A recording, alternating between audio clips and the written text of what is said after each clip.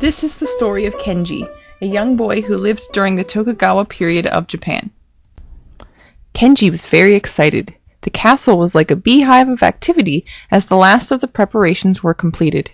They would be leaving on their journey in only a few hours.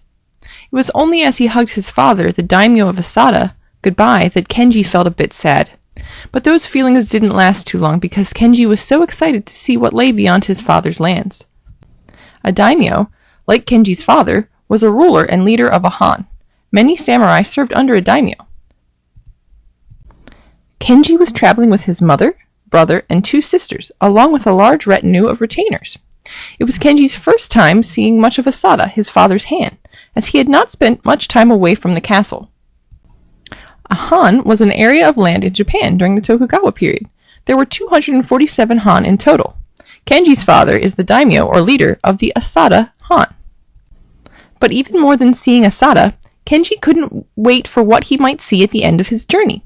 He was going to Edo, the capital city, and he was sure it was far more exciting than Asada.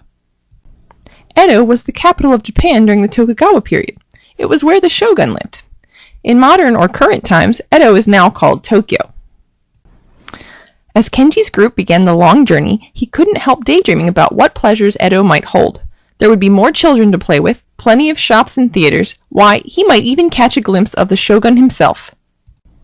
The shogun was the overlord of Japan. He ruled on behalf of the emperor, and all of the daimyo were supposed to serve under him. The journey from Asada to Edo was quite long, but it was safe and pleasant.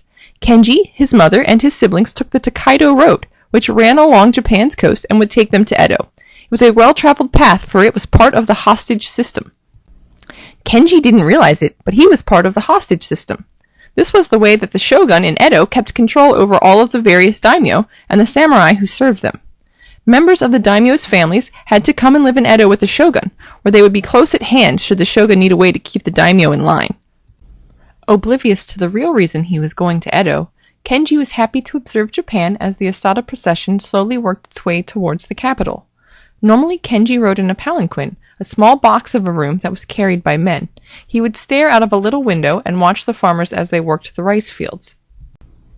But sometimes one of his father's samurai would let him ride together on horseback, the two swords the samurai all carried bumping against Kenji's shoulders.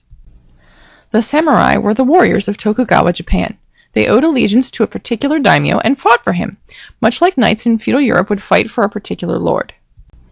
It could take months to travel to Edo, but Kenji wasn't bored. He liked it best when the road went near the coast. He could watch the fishermen in their little boats and their wives gathering seaweed. One day, Kenji heard the samurai yelling. They sounded angry, and Kenji pressed his face against the side of his palanquin to see why. It was a family dressed in rags. They had pulled a cart off to the side of the road. Kenji could see that it was piled high with dead animals. It really stank. The family Kenji saw were Eda, members of Tokugawa Japan's lowest group. The Edo were not even considered part of the class hierarchy and instead were outcasts. Strict rules governed how the Edo could look and what jobs they could have. Most worked as tanners, collecting animals and skinning them to create leather hides, a dirty but necessary job. Not long after Kenji encountered the Eta, he began to see more and more towns. Merchants and artists had set up shop along the road, and they called out to the Asada procession as it passed, trying to convince them to stop and buy their wares. Kenji really wanted the painted paper pinwheel, but his mother had told him that they were close to Edo and he could have one there. And so Kenji's group approached Edo. Kenji thought back on everything he had seen on the journey from Asada. He had seen farmers and fishermen at their work, and he had seen the merchants and the artisans selling their goods. He had ridden with the Asada samurai and seen a few from other han along the way, and he had taken the last look at his father, the daimyo, that he would have for a while. Kenji had even seen a family of Eda. The only person he still really wanted to see was the shogun. Well, and maybe the emperor, but nobody ever really got to see him. Kenji had seen all of the different kinds of people that lived in Tokugawa Japan. He'd seen the seashore and the rice fields and the mountains. And at last the walls and roofs of Edo came into view. He had made it to the capital, and his journey had come to an end.